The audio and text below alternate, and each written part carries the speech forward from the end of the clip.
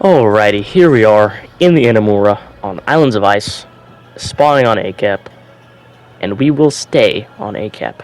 Always stay on your side. If you spawn on the left or right side, always stay there. Okay? We're going to be helping out our guys. Do not leave them out to dry. That is very important. Alright, the Inamura is a wonderful ship. Lightly armored battle cruiser. Not lightly armored, but not as armored as a big battleship. It has 10 410 millimeter guns that are extremely accurate, have decently fast shell velocities, and it is just a wonderful sniper. Okay, it hits where you want it to hit most of the time. But that is how the game is. You're not going to get a perfect salvo every single time. Alright, we're going to push up. And the key to a battleship is to not be too aggressive, but not be too passive. You cannot run away. You cannot go in and die immediately. You have to find the perfect middle ground. And here we're just going to kind of move up, not be completely broadside, although we're angling a little bit. And we're just going to move to this island and use it as a little bit of cover, especially from these fire-spewing cruisers, as we get a decent look at this Atlanta B and get one citadel. Wonderful. Okay. We're just going to push up here, see what's on the other side. Now, when we get to the other side, we are going to make some mistakes, I will admit. And we didn't even play this game very well, but it ended up working out through the might of the ship and the might of our team. We had a wonderful team, especially the Plymouth. The Plymouth was the GOAT. He did wonderful things for our team. Okay? So, we see that there's a North Carolina. We know that we overmatch his bow. We know our guns are better than his armor. We should kill. Alright, this is probably way too aggressive, what we've done here. We're giving up too much broadside. We're to a North Carolina with 406 millimeter guns.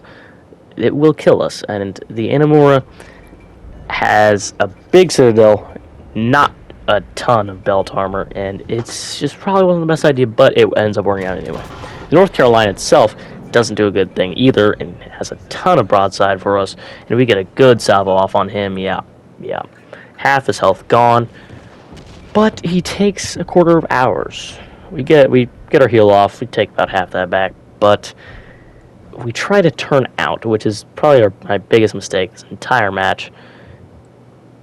He reloaded very well. He reloaded as fast as he reloaded. It was just a bad decision. We get a bad salvo off on him. Should have aimed higher. He's cheek. Oof. Yeah. Oh my gosh. Yeah. That's nasty. Now, the North Carolina, he just gave up. He's just completely broadside. He will not survive. Okay, sadly, we do not get great dispersion on this shot, but the front two turrets will get the job done. Now, I can see my team is doing a wonderful job. The Plymouth, he was great. Now, the Piotr Bagration, he is a good AP ship. And as you can see, he gets some good damage off of us. And those ships are quite dangerous against the Inamura. AP cruisers, AP bombs from CVs are just horrific. But you have to play to the strengths of your ship. That's what this game is all about. What are you doing? Here I'm just seeing that this flank is pretty well wrapped up, and the rest of the caps are not as well wrapped as A was, so I decided to get on going, use my battleship speed to my advantage, and start hopefully getting some crossfires on unsuspecting people. Once again, that is very important in your battleship. You gotta know when you gotta do what you gotta do. In this case, it is not stay at A, because there's no point. There's 3 other ships there, There's no point in me being there. It's not going to help the team. It's not going to help myself. And maybe we may get a good shot off on this Piotr Bagration here right now. Let's see it. Aiming a little high. Thought he was going to turn out. He ends up turning in-ish. No, he turns out. Let's see it. Okay, solo off on him. Only one pin, but that is fine. That is fine. Now, I made a ginormous mistake here and end up sailing straight into... here's a good salvo. Maybe... Ooh. Oh my gosh, those all land low. Okay, but I end up sailing straight into a destroyer. We'll see him pretty soon. As we keep on trying to just get this P bag, he's just sailing broadside, and yeah, it's not a good shot.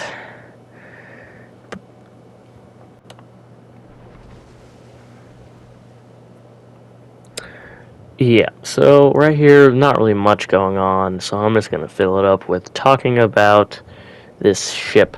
This ship has a 2.2 with my build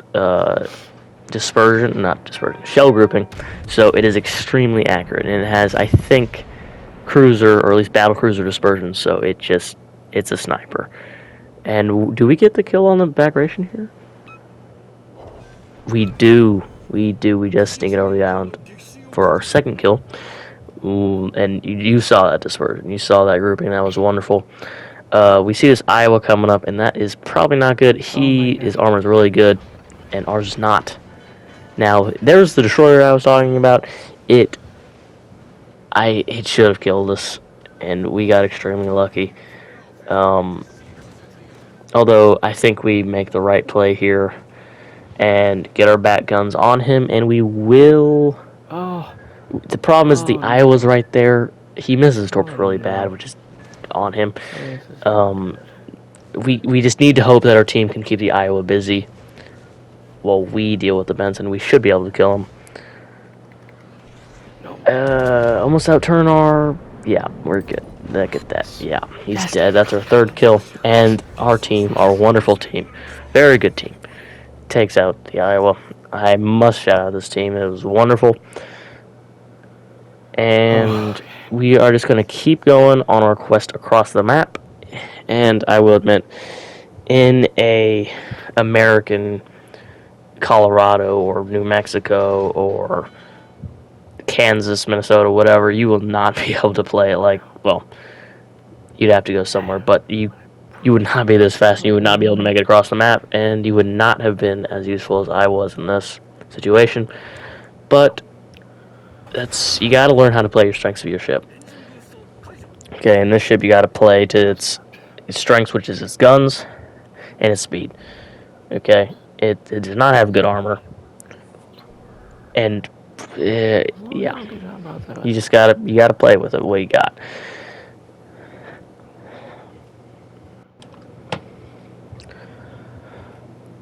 All right, so as you can see, our other flanks have kind of fallen apart, but they have done their jobs and kept them, and killed a lot of them, and kept them from taking over the other flanks. But I will admit, I kind of enjoy when at least one of my flanks on my team, one of the flanks on my team, gets taken down, because that becomes a more interesting game than your entire team just sweeping the other team, or the other entire team sweeping your team. And like, there's got to be, for good games, there's got to be some bad plays on your team and their team, and it worked out here. Part of the game is going to be muted up here because I got a call from a friend and was stupid and did not mute my mic. But I'll just fill it up with talking, I guess. So right here, we're just this is a crossfire right here. They are focused on the rest of my team that is to my left, and they're not focused on me. I do not have a shot on them yet, but this is what you need to be looking for in a fast battleship or a fast armored cruiser. Like, you need to be flanking, getting out to a crossfire where you can do damage and like kill and kill. Okay, and here we will get a shot off on the Duke of York. Maybe. Oh, please turn. Please go broadside. Please go broadside. Not really a good shot to be on. Well, yeah, no, nothing much from that.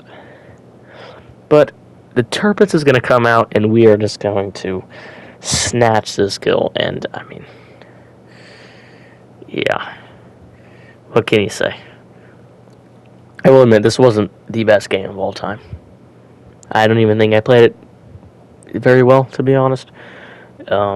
Especially with that North Carolina and me not angling. But I did what I did, and got a decent game out of it. There's our fourth kill off the Tirpitz, and we are just going to try our best for this fifth kill. That is all we're going to do. We're going to get greedy. There's no way we lose this game. We're up on points. We're up on kills. The rest of our team has got it. We're just going to try and get this damage, get this Duke of York. Although I do not think we get our fifth kill on the Duke of York. So, yeah, we switched to HE here, which was kind of silly. I don't know why we did. I was just thinking we would not get as much damage as we did with the AP, and the HE on this ship is not bad. But it's not as good as the AP. Now, if I had not loaded HE, this is very stupid, loading HE. If I had kept AP going, I would have killed the Baltimore right here. But instead, I got lucky, shot this shot, loaded AP, and my team did not kill him. Now, let's see. He's probably going to be full broadside because when I don't have AP loaded, that's just how that is. I'm actually very lucky that my team did not kill him before I got him.